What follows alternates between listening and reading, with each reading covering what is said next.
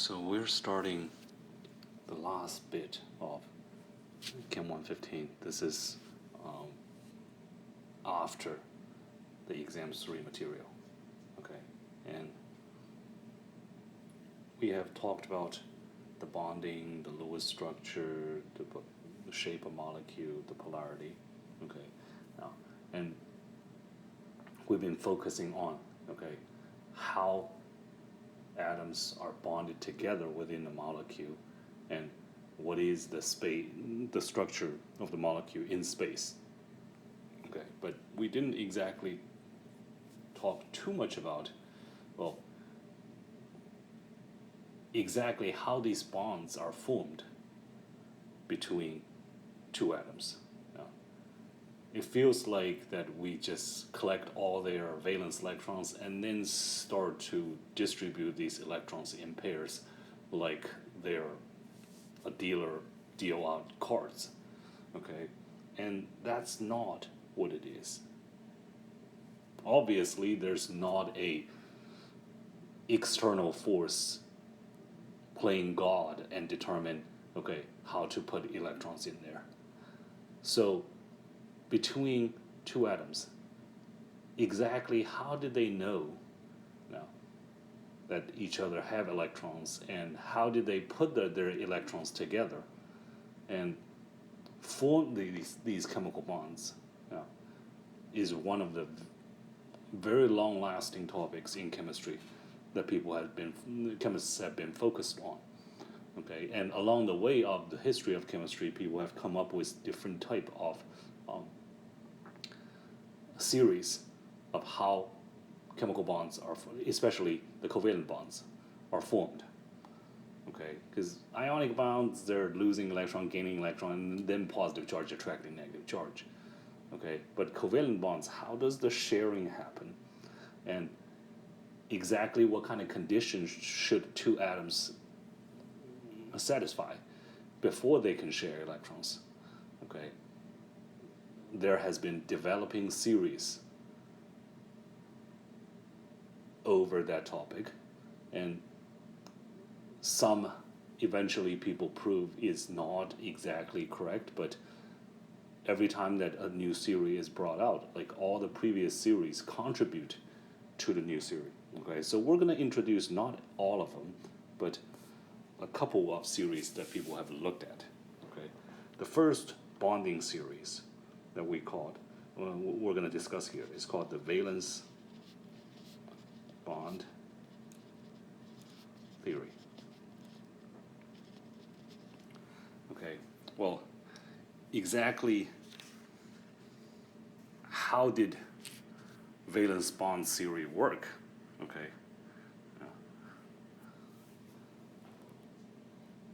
let me give you an example here.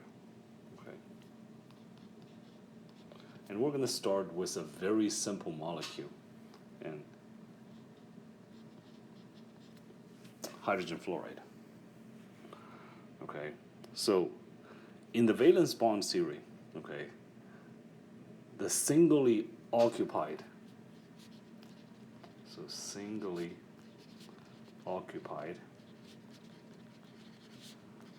valence orbitals from different atoms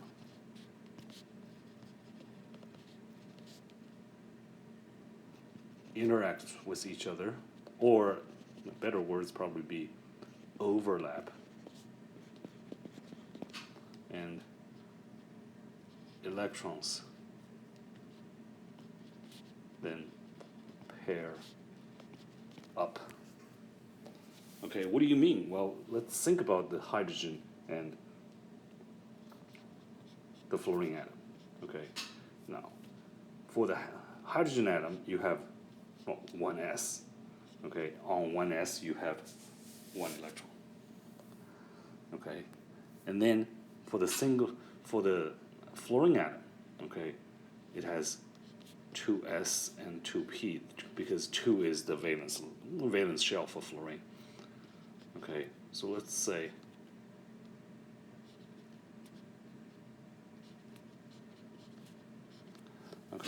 7 electrons in the valence shell.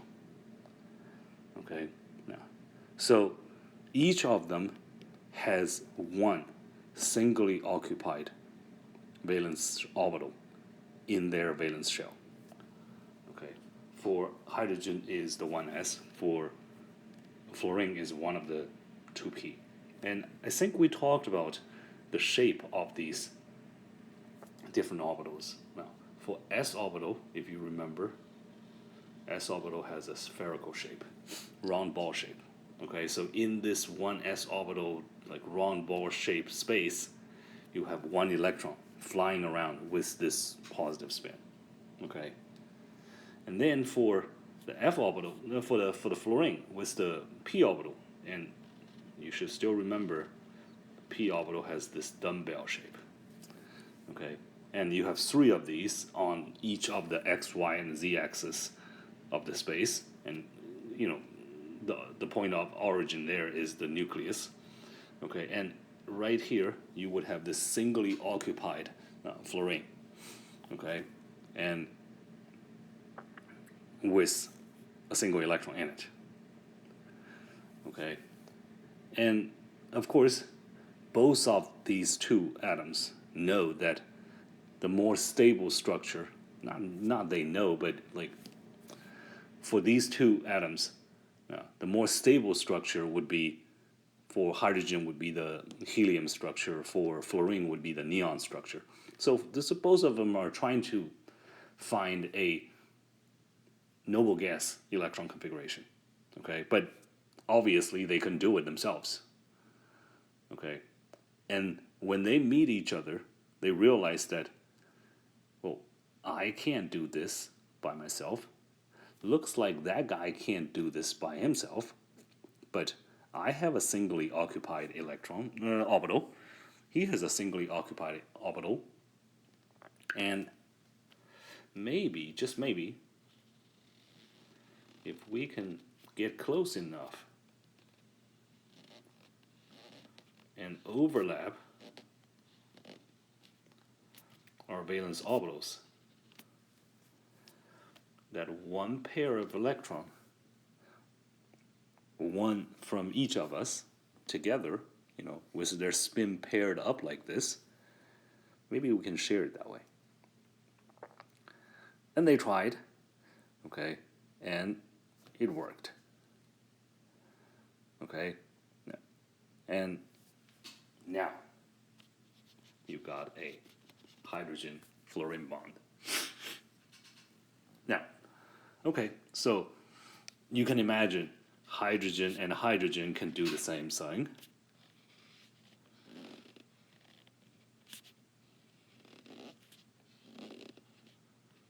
Two s orbitals, singly occupied, can overlap. Fluorine and fluorine can do the same thing. Two singly occupied p orbitals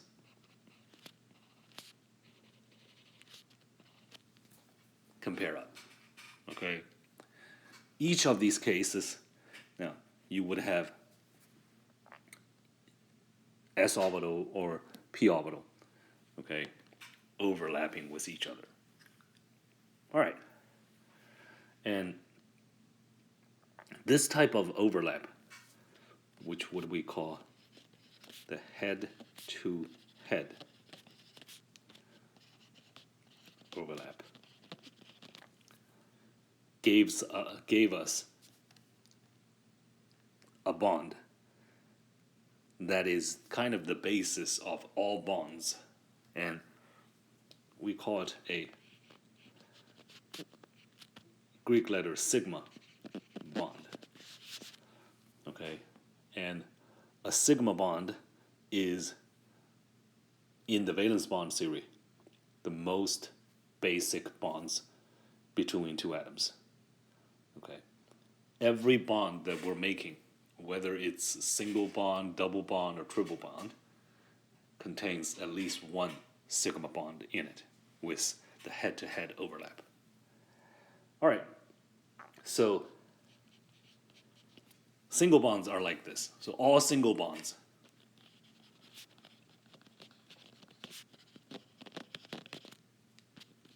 are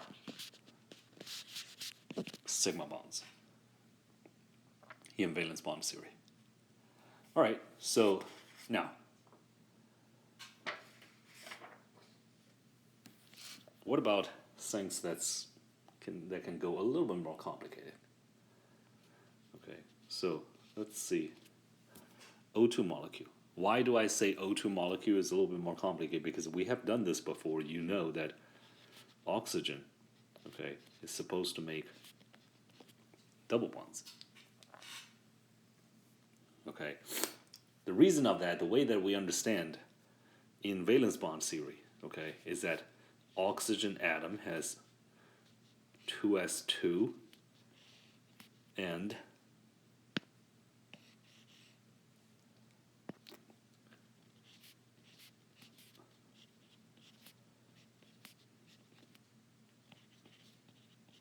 two p4. So what does oxygen have? Oxygen have two singly occupied p orbitals, valence orbitals. Okay, and then of course you're going to look at another oxygen, and this time, okay, so because 50% of oxygen is this way, 50% of oxygen is this way. Okay, now they see each other. Okay, let me remind you, these p orbitals, they're dumbbell shape. We already know that. And each of the three p orbitals is 90 degrees to each other. Okay, so let's forget about that, the one that's completely occupied. Okay, don't worry about that one. You think about the other two p orbitals on the oxygen nucleus. What's the two p orbitals relationship? Well, they'd be 90 degrees to each other. So this is one oxygen. And now, of course,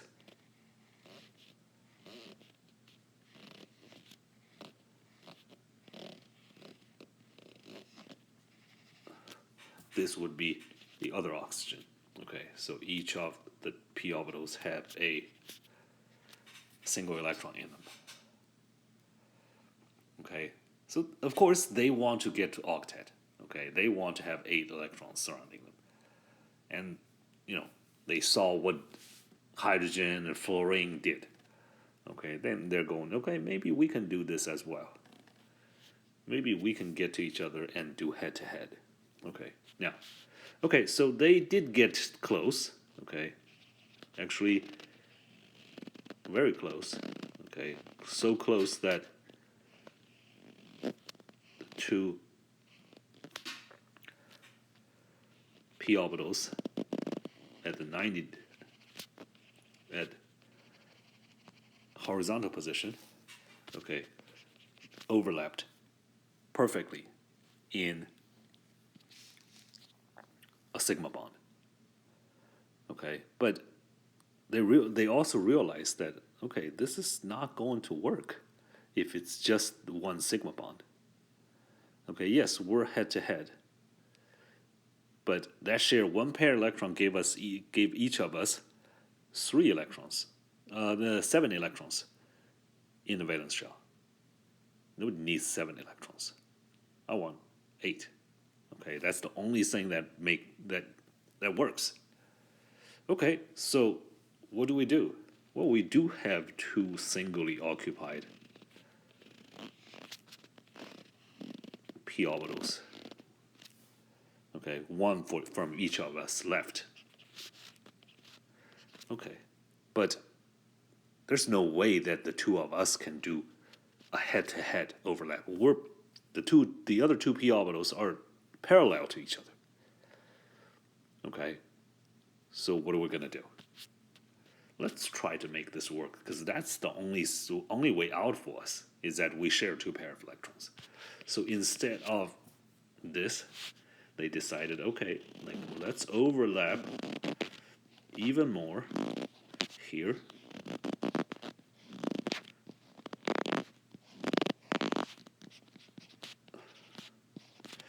let's kind of extend our p orbitals, the two parallel p orbitals, this way. We're going to try to squeeze them together, okay? And then we can have those two electron pairs shared up in this kind of distorted p orbital overlap. So they tried and kind of worked out because, well, after all, now once it's overlap, once the two electrons paired, now they're shared.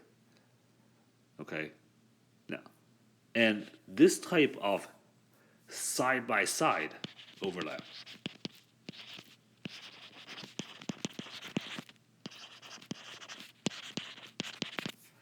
okay,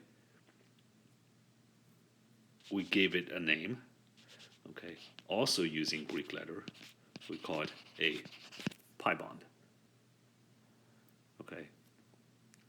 And today, even if we don't use valence bond theory anymore, okay, the sigma bond and the pi bond definition, okay, and understanding still carries on, okay.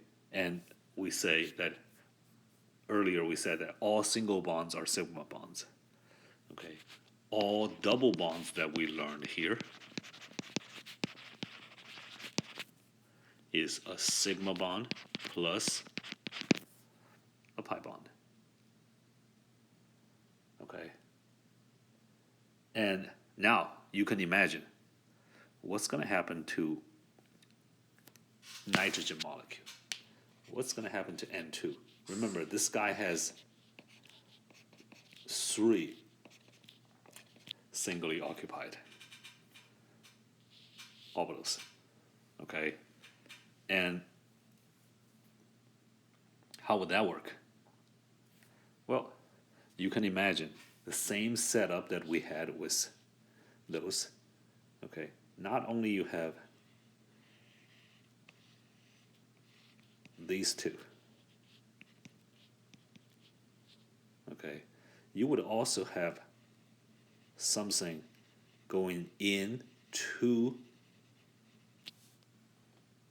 the space, okay, another dumbbell shape where you couldn't, if you look at it from this angle, you couldn't see the dumbbell because you're looking at one end of the black shadow that we have here. It's one end of the dumbbell that goes into the space, goes into this screen plane. Okay, so now what's going to happen when you put the two nitrogen together? So there's the other one.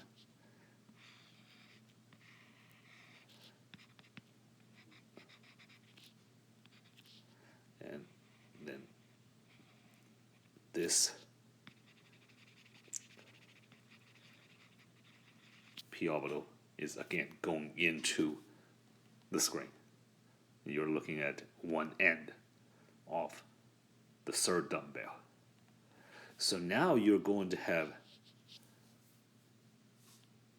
overlap between these two, and once they get together, okay, that overlap gave you head-to-head sigma bond. Okay, you're going to have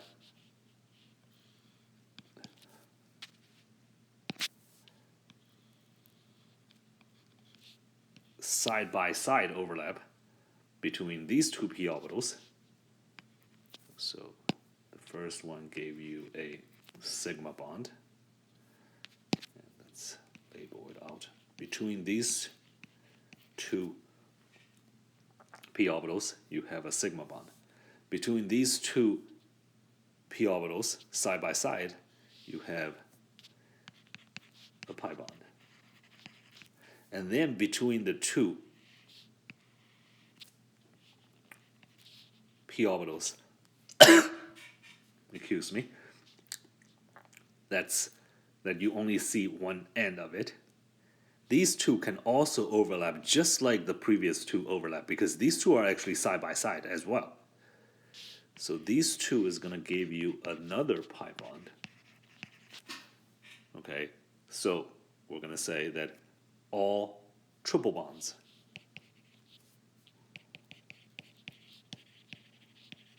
are sigma plus pi plus another pi. One sigma bonds and two pi bonds. Okay, and everything works really fine for the valence bond theory. Okay, for pretty much all of the diatomic molecule people can think of, whether they're making single bonds, double bonds, triple bonds, whether they're using the same atom, different atom, okay, all diatomic molecules, people were having fun using valence bond theory to deal with it. Okay, so this must be the way it is. Well, this was the way it is until we run into a non-diatomic molecule. And the first non-diatomic molecule people run into is the simplest three atom molecule that we know, the most common one, water. Okay, and now when they get to water, we got a problem. Okay, what do you mean? Well, think about it. Hydrogen is that. You have two of them. Oxygen is 2s2p. That. So this is H, and O. And you look at this, this works out perfectly, okay? So the oxygen, as we discussed before, it was the clover or crisscross shape, okay, with this. And then, of course, you can say, well, my two hydrogens are round ball shape, so pair up, another round ball shape, overlap, and pair up. See? Problem solved. Okay? This is my H, and O, H2O. And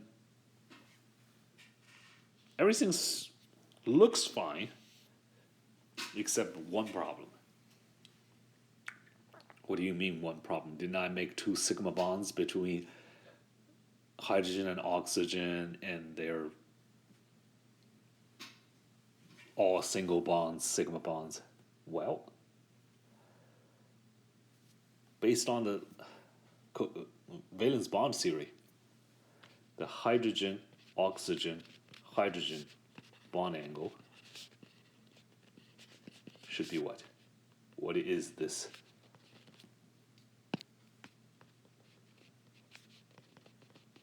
Bond angle shouldn't be 90 degrees.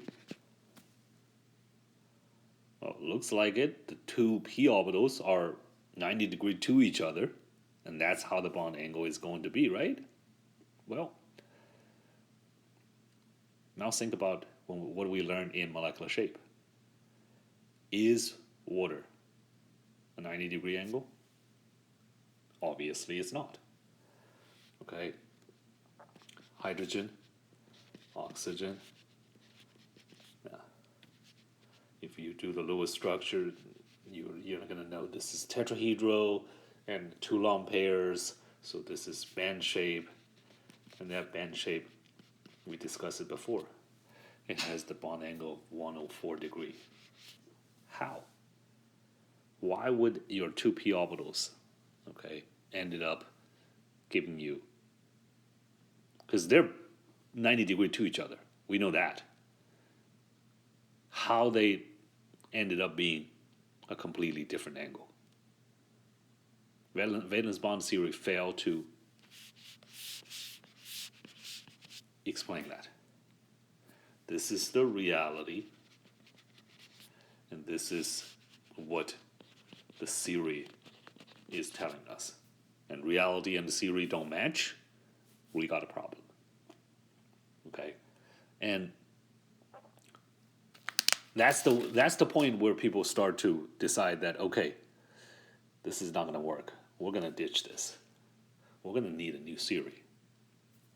And the next theory that people come up with is called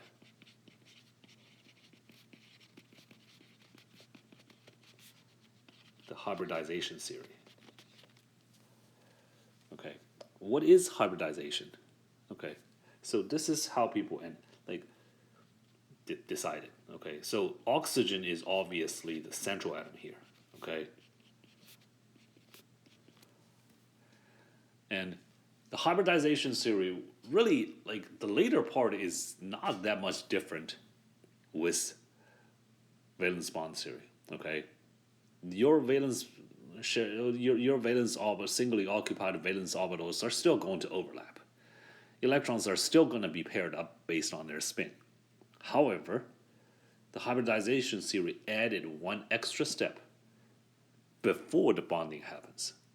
So when your oxygen is getting ready to make water, when it meets two hydrogen atoms, okay, it actually going to look at its valence shell and start what we call a hybridization process. What hybridization? Mixing. I'm going to mixing all my valence shell orbitals at the same energy level, and I'm going to make them all equivalent. Okay? I'm not going to have S and P anymore. Instead, I'm going to have 4 equivalent orbitals.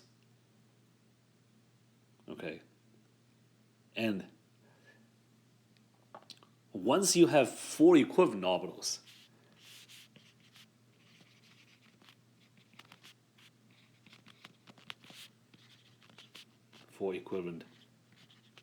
hybrid orbitals. And once you have that, because they're equivalent, now it has to have a tetrahedral structure. Okay? Otherwise, because earlier when you have 3 equivalent p orbital, okay, they can be 90 degrees to each other. But once you have 4 equivalent hybrid orbitals, mixing the S and P, now the 4 are all equivalent to each other. If you remember our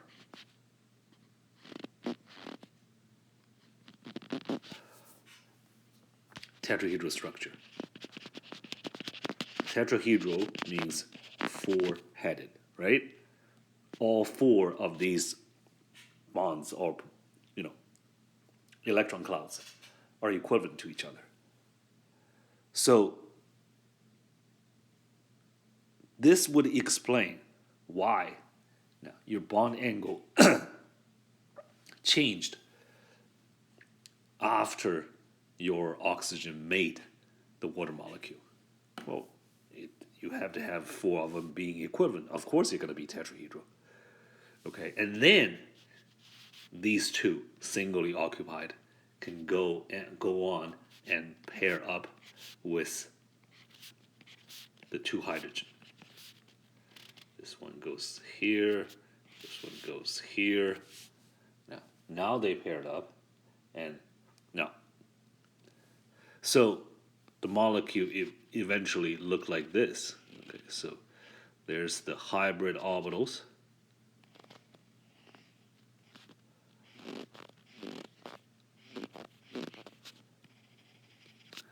In the tetrahedral position.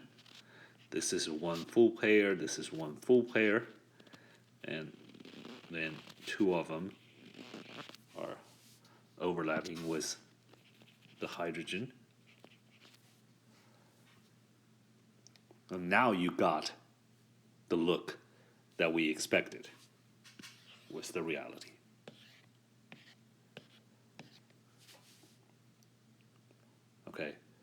And now, I don't expect, and since we didn't go to any detail there, I don't expect you to be able to explain, okay, how every single atom, central atom, okay, how exactly do they go through the hybridization of their valence shell orbitals, okay? But instead, now, here are the things we want you to know. Now, this thing here, this process here, your oxygen used the 1s orbital and 3p orbitals to hybrid into this form. And that's why this particular hybridization is called a sp3 hybridization. Okay. And aside from sp3, okay, there are situations your molecules, your central atom only use one s orbital and one p orbital to hybridize. And that's called sp hybridization. One s orbital and two p orbitals hybrid. That's called sp2 hybridization. There are also situations beyond sp3 that your central atom using one s orbital, 3p orbital, and the d orbital to hybrid. That's called sp3 hybridization. And of course, the last possibility is one s orbital, 3p orbital, and 2d orbital. For the hybridization, we call it sp3d2 hybridization. So there are 5 types of hybridization. So now, of course, you would ask me, well, what exactly do you want me to know? What exactly do you want me to be able to do? I need you to be able to judge, given a particular molecule, what kind of hybridization happened on the central atom. Okay? So,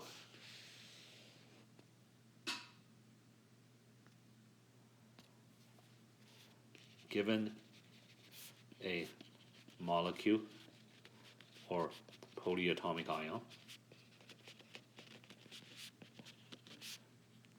determine hybridization type.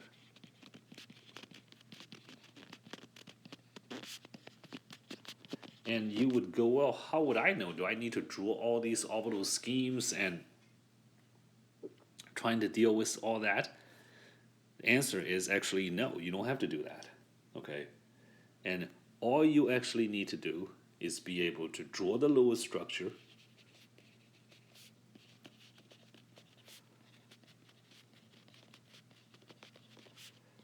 count number of electron clouds on central atom,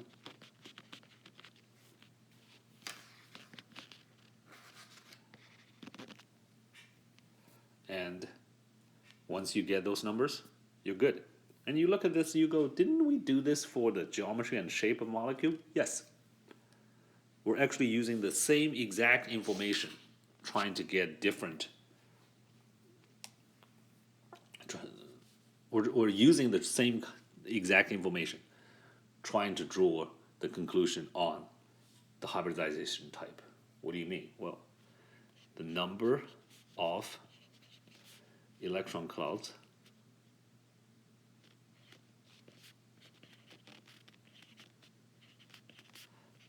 is equal to the number of hybrid orbitals. Okay, so once you determine the number of electron clouds, you actually know how many hybrid orbitals you're going to need to make this molecule. What do you mean? Well, if you need 2 electron clouds, okay. Well, which of the 5 hybridization type gave you 2 hybrid orbitals? 2 electron clouds, 2 hybrid orbitals. sp here, 1 s orbital, 1 p orbital. Okay, which one of them would give you 3 electron clouds? We've dealt with like the number of electron clouds before. You know there's only 5 possibilities, right? 2, 3, 4, 5, 6. Each of them representing one particular type of hybridization. So sp2, 4, sp3, and if you look at our water molecule, okay,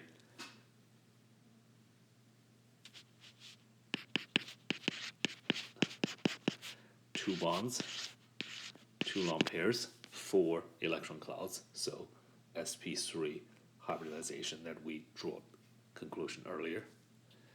Okay, if you have 5 hybrid orbitals. 5 hybrid orbitals means 1 s orbital, 3 p orbital, and 1 d orbital. 1 plus 3. And if you have 6 electron clouds, sp3 d2. Okay, so again, this is something that we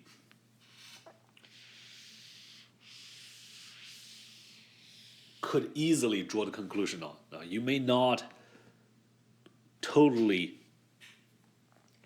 understand how hybridization works for every single molecule, but you can easily determine what type of hybridization is happening on your central atom in any given molecule, as long as you can do Lewis structure. Okay, so let's see. If you have carbon dioxide, okay, what is the hybridization? Well, if you remember,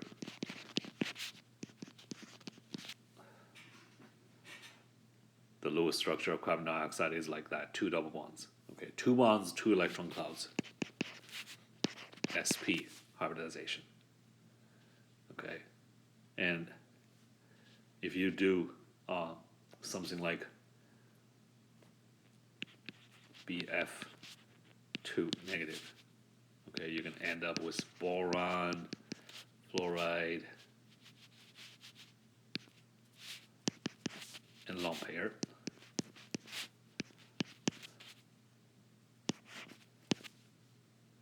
So in that case, with this Lewis structure, 3 electron clouds. sp2 hybridization.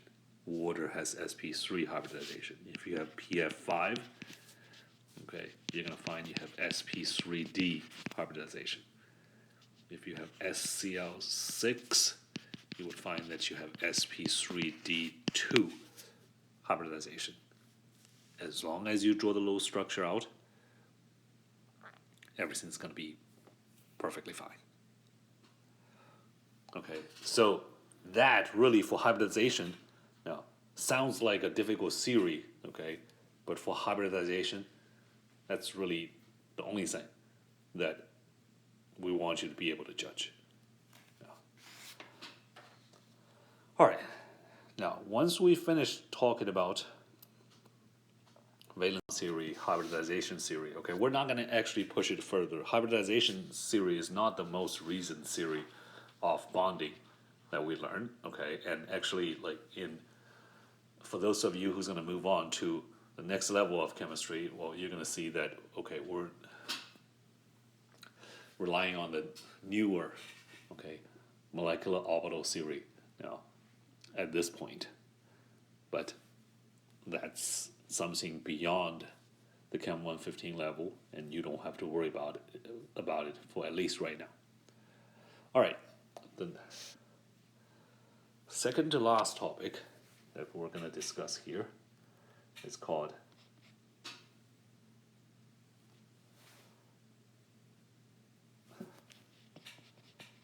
intermolecular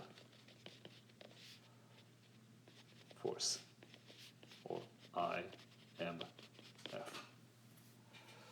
Okay, so right now we finished talking about bonding and all that stuff. Okay, one thing that I want you to be very clear about is all the bonding, different bonds, okay, ionic bonds, molecular bonds, or covalent bonds, all these bonds are what we call intramolecular force.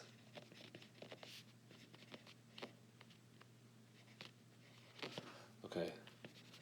Intramolecular force means forces between different parts of molecule, forces within molecule. Intermolecular force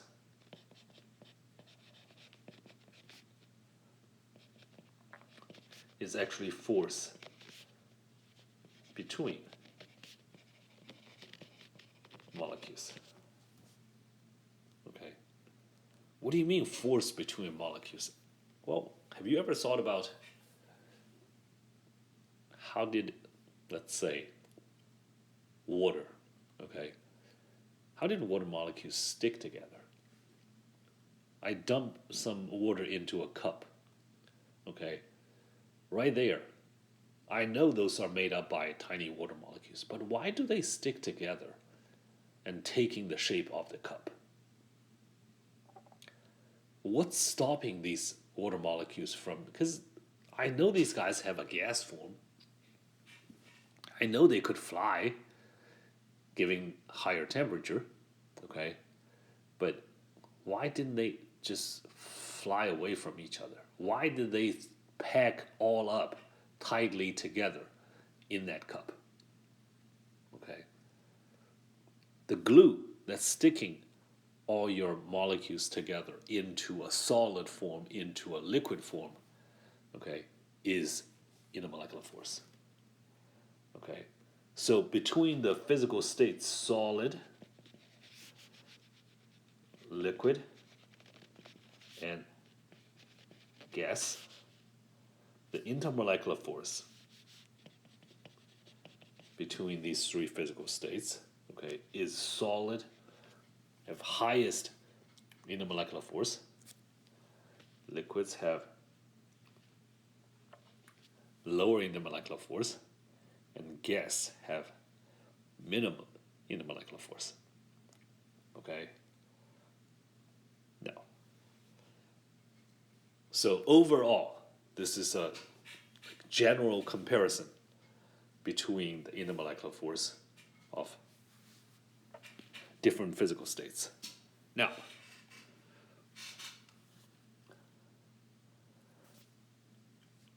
what kind of intermolecular force exists? We're going to introduce to you 4 types of intermolecular forces. Okay. The first kind is, we call it ion dipole force. And with this name, you already know what are we dealing with. Okay. We know what an ion is. Okay. An ion would be a positive or negative particle, positive or negatively charged particle, okay, made by atoms or group of atoms losing or gaining electron. That's what ion is. We kind of mentioned what a dipole is, okay? Now, what is a dipole? Well, anytime that you determine a molecule is polar, where the bond dipoles don't cancel out, remember? So this is your molecule, okay? The bond dipole didn't cancel out. Any polar molecule, okay, would have a bond dipole pointing from the partial positive end to the partial negative end. Okay. How does it look like? Well, different different molecules would have different strengths and direction of their dipoles, but all of them, okay, if you don't have all your bond dipoles canceling out, and that means you combine all the bond dipoles, you don't get 0, then you would have some leftover, and that leftover has to have a direction. Okay, and now And that dipole is called molecular dipole. So you have bond dipole, and when bond dipoles don't cancel out, you got molecular dipole. And molecular dipole means your molecule has a partial positive end and a partial negative end. Okay? Now, so what if you put ions and molecular dipole together? The result should be pretty obvious. You're going to see that if you put a positive ion into a bunch of polar molecules, that all of your partial negative end of the polar molecules will be attracted by the positive charge. Okay? They may not originally be all pointing at the same direction, but once you put the positive ion in, the molecular dipoles will all change its direction, pointing its partial negative end to the positive ion, because there's a electrostatic attraction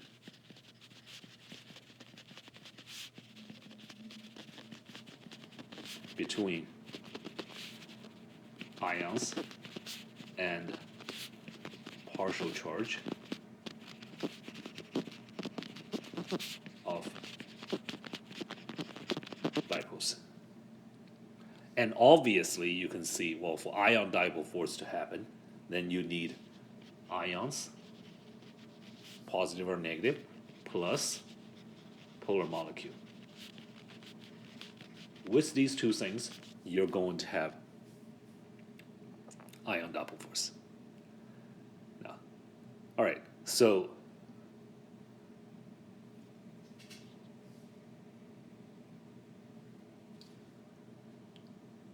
is it common? This is not the most common in a molecular force, okay? Because something like this had to happen in a mixture, okay? You gotta have ions, and then you gotta have polar molecules, okay? An individual type of molecule wouldn't give you ion dipole force, even if it's polar. If you don't have ion, you don't have ion dipole force. But why do we talk about this first? Because if you do have this type of force, if you do mix ions together with polar molecules, the ion dipole force is very strong. Okay, strong attraction. Why? Full charges attracting partial charges. Okay. The second type is what we call dipole force.